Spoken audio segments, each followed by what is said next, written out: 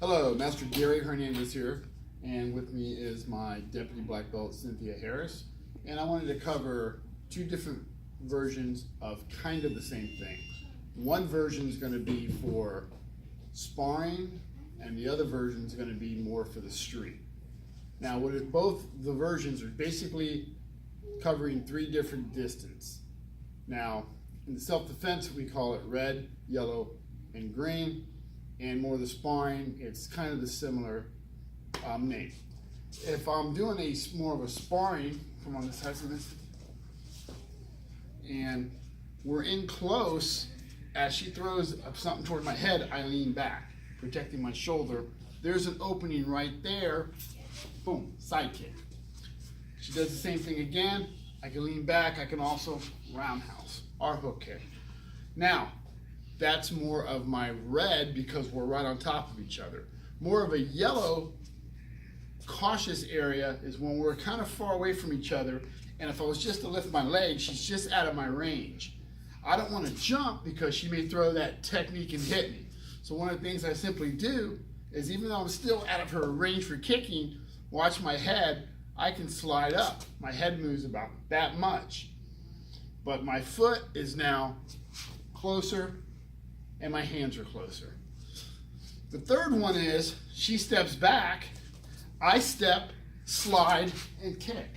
So that's more of my green zone, because I'm kind of far away, because if she came at me, I can move back as well. So in sparring, she steps back, I simply step, slide, and kick. Now in a self-defense format, where it's more of a street orient, I want to have those zones really in check. My green zone is when she's about that far away, she steps toward me, I can step back. That gives me time to either run, defend, whatever. The yellow zone is when I'm here, but she can actually leap out and grab me. So she's closer than I might think. That's my yellow zone.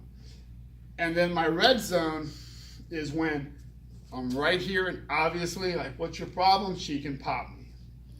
So in self-defense, I want to make sure that I'm more in a green zone. So if she steps toward me, I can either close the gap and hit her because I have the time, or I can step back and do something. I don't really want to be too much in the yellow zone, because even though it looks like she's far away, she can still lunge at me and get a hold of me quicker than I may anticipate. And obviously, I don't want to be in a red zone, because there's an old saying, if I'm close enough to touch her, she's close enough to touch me. So those are your three zones, and a lot of us do work that. A lot of schools work that. If you're not working it, you want to definitely incorporate those into your training system, into your self-defense. You don't want to be in a red zone in self-defense. Bad things can happen. Even in a yellow zone, close enough to get you. You want to be in that green zone so you have a little more time to fight or flight.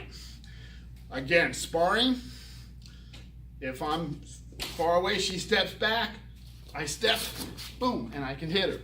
If I'm in a yellow zone area, she may not think I can reach her, but I can slide my foot up and bam. Slide my foot up and bam. And my head doesn't get that close to her. And then obviously, I am in the red zone.